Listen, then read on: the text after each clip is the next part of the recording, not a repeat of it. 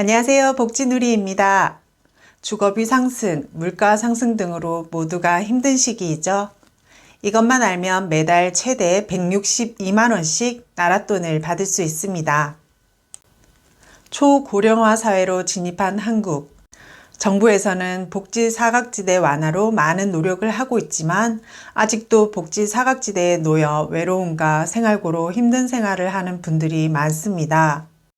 우리나라 제도는 신청주의라 신청하지 않으면 복지 혜택을 누릴 수 없습니다. 이 영상이 도움이 되어 단 한 분이라도 힘들지 않고 한결 더 윤택한 생활을 누리시기 바랍니다. 정보가 곧 돈이기에 복지도 알아야 누릴 수 있습니다. 앞으로 전해드릴 내용에는 사례와 계산법까지 안내드리니 끝까지 시청하시고 혜택 받아가세요. 오늘도 함께 해주셔서 감사합니다. 앞으로 도움되는 좋은 복지 정책 알려드리오니 구독, 좋아요, 알림 설정까지 부탁드립니다. 오늘 전해드릴 소식은요.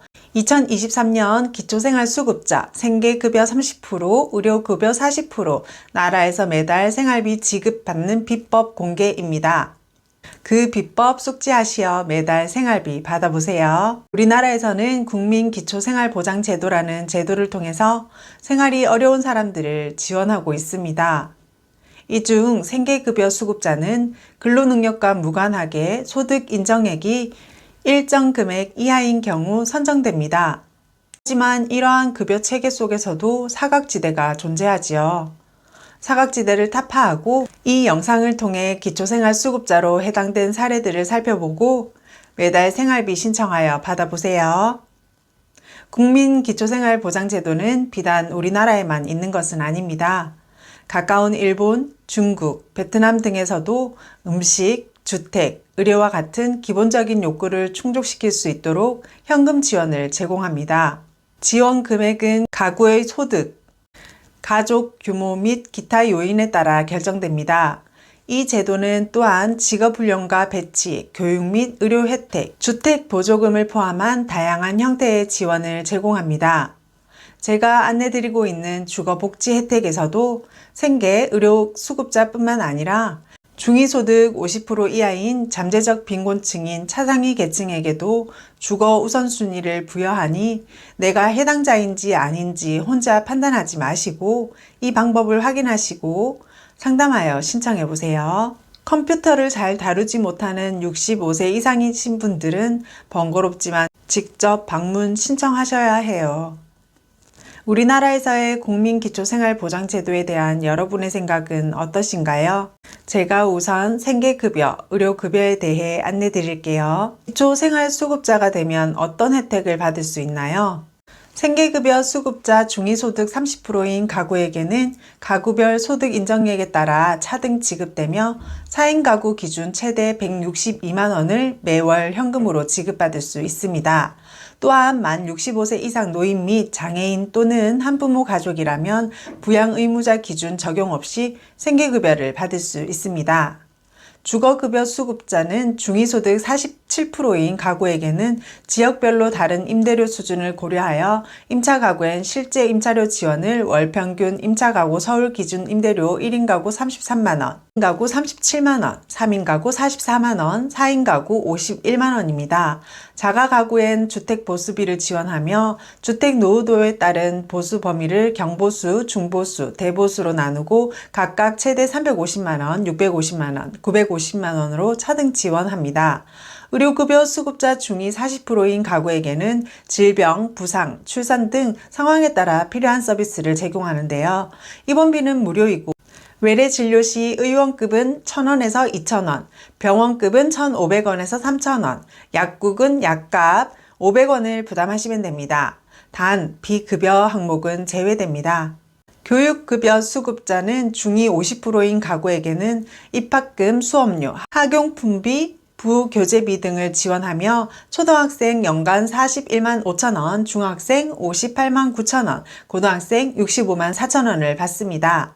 신청 자격은요. 소득 인정액이 중위소득 30% 이하이면서 부양의무자 기준을 충족해야 합니다. 2023년 기준 중위소득은 다음과 같습니다. 기준 중위소득 1인 207만 7,892원, 2인 345만 6,155원, 4인 540만 964원입니다. 어떻게 신청하나요? 주민등록상 주소지 읍면동 주민센터나 복지로 홈페이지에서 신청하실 수 있습니다. 자세한 사항은 보건복지상담센터 129번으로 문의하세요. 2023년 소득 인정액이 향상되었는데요. 부양의무자 기준은 2022년 폐지되었으나 부양의무자가 연소득 1억 원 이상 또는 일반재산 9억 원을 초과할 경우에는 생계급여에서 제외됩니다.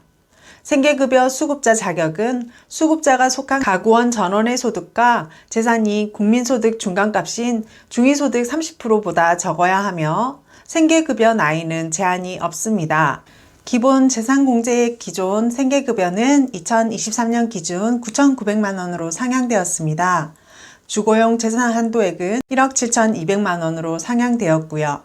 예를 들어 4인 가구의 소득 플러스 재산을 평가한 금액인 소득 인정액이 150만 원이라면 4인 가구 중위 소득의 30%인 162만 289원보다 적음으로 4인 가구 생계급여를 받을 수 있습니다. 2023년의 기준 중위소득이 최고로 인상된 만큼 기초생활수급자 선정 기준도 많이 완화가 되었습니다. 나의 소득과 재산은 본인이 가장 잘 알고 있을 것입니다. 그러나 계산 방법이 있어 어려워서 포기하거나 나는 해당되지 않을 거야 라는 판단을 미리 하여 주저하지 마시고 우선 복지로 사이트에서 내 소득, 재산 계산을 먼저 해보시고 해당된다면 행정복지센터에서 상담을 꼭 받아보시기 바랍니다. 생계급여, 의료급여, 주거급여, 교육급여, 지원 대상 확대 예시로는요, 다음과 같습니다. 2인 가구 예시로는 A와 B 부부가 서울에 위치한 전셋집에 거주하며 전세보증금은 1.2억이고 2인 가구 근로소득이 100만 원이며 2인 가구 저축통장에 500만 원 예금이 있는데 생계급여 수급자 자격이 있을까요? 여기서 살펴볼 점이 소득 인정액입니다. 소득 인정액은 소득평가액 플러스 재산의 소득 환산액을 따져보아야 하는데요. 소득평가액 계산은 실제 소득은 100만 원이지만 근로소득으로 30%를 공제하면 소득평가액은 70만 원입니다. 재산의 소득 환산액 계산은 임차보증금은 0.95를 곱해서 주택가액을 공시지가로 하는 것과 형평성을 맞춤으로 전세금 1억 2천만 원은 1억 1,400만 원으로 인정됩니다. 여기서 기본재산액을 공제하는 기본공제액은 지역별 최저 전세가격 등을 감안하여 정해진 금액으로 위 전세보증금은 주거비로 필수적이므로 재산가액에 포함시키지 않고 공제하는 것입니다.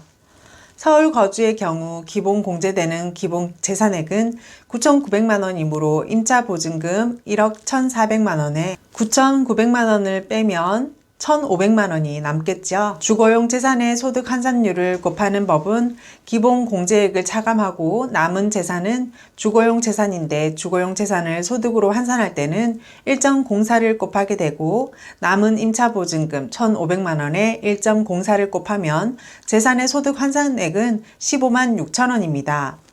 금융재산 계산법은 금융재산은 생활준비금으로 공제할 수 있습니다. 금융재산에 해당하는 저축예금 통장에 있는 500만 원은 생활준비금 500만 원을 공제하면 0원이 됩니다. 따라서 2인 가구의 소득 인정액은 소득평가액 플러스 재산소득 환산액으로 소득평가액 70만 원, 재산소득 환산액 15만 6천 원으로 총 85만 6천 원입니다. 생계급여 자격 확인 결과는 2인 가구 생계급여 선정 기준은 중위소득 30%로 103만 6,846원이므로 소득 인정액인 85만 6천 원보다 적으므로 위 사례 2인 가구는 생계급여 수급자 자격이 있습니다. 그럼 위 사례로 생계급여는 얼마를 받을까요? 2인 가구 생계급여 금액 최대값은 103만 6,846원에서 소득 인정액 85만 6천 원을 공제하면 생계급여로 매달 18만 846원을 지원받을 수 있습니다. 생계급여 수급자는 일률적인 금액의 최저 보장 수준인 최저생계비가 지급되는 게 아니라 최저생계비 중 수급자 가구의 소득 인정액만큼은 공제되고 받는 것입니다. 계산법이 많이 어렵고 번거롭죠? 저도 스스로는 못할 것 같습니다. 복지로에서 모의 계산할 수 있으니 직접 해보시길 바랍니다. 마지막으로 4인 가구의 경우 170만원 미만의 소득 인정액이 발생하여야 하는데 만약 가족 구성원 모두 장애인이거나 한부모 가족이라면 180만원 미만까지도 인정받을 수 있습니다. 그렇다면 과연 실제로도 이렇게 까다로운 절차를 거쳐야만 생계급여 수급자가 될 수 있을까요? 결론부터 말하자면 그렇진 않습니다. 2019년 보건복지부 자료에 따르면 전체 인구 대비 생계급여 수급자 비율은 6.5% 수준이지만 농촌 지역일수록 도시 지역에 비해 높은 편입니다. 특히 전남 지역의 경우 13.6%로 전국에서 가장 높은 수치를 기록하였습니다. 즉, 대도시보다는 지방 소도시, 농촌 지역 주민들이 생계급여 수급자로 선정되기 위한 문턱이 높다는 것인데요. 왜 그럴까요? 첫째, 지금은 폐지되었지만 대부분의 지자체에서 시행했던 부양의무자 조사 과정에서 탈락했기 때문입니다. 둘째, 농어촌 특성상 고령화율이 높고 독거노인 비중이 높아 실질적으로 도움이 필요한 취약계층임에도 불구하고 행정기관으로부터 정보 제공을 받지 못해 신청조차 하지 못하는 경우가 많습니다. 셋째, 사회복지 전담 공무원 인력 부족 문제로 인해 적극적인 업무 처리가 어렵습니다. 넷째, 부정수급 적발 시 환수조치 강화로 인한 심리적 위축감으로 인하여 소극적 태도를 보이는 경향이 있습니다. 다섯째, 각 지자체별로 다른 지침 적용으로 혼란스러운 상황이 발생하기도 합니다.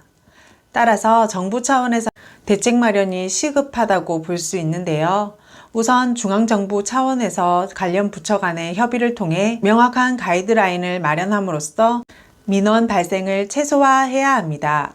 우리나라의 모든 복지제도는 신청주의이기 때문에 직접 확인하여 가까운 행정복지센터에서 상담 후 신청 접수할 수 있습니다. 단 주의할 점은 소득 인정액이란 사업소득, 재산소득, 이전소득 등을 반영합니다. 또한 금융재산이나 부채까지도 적용되어 오니 신청 접수 전 복지로 사이트에서 미리 확인하시고 방문하세요. 지금 당장 어려움을 겪고 계시다면 아니면 복지 사각지대에 놓인 분을 알고 계시거나 발견하신다면 위와 같은 복지 혜택을 받을 수 있게 도움을 주는 사회가 되었으면 합니다. 도움이 되셨나요? 필요한 분에게 함께 공유해 주시고 구독, 좋아요, 알림 설정하시어 빠른 복지 혜택 받아보세요. 오늘도 저희 영상을 시청해 주셔서 감사합니다.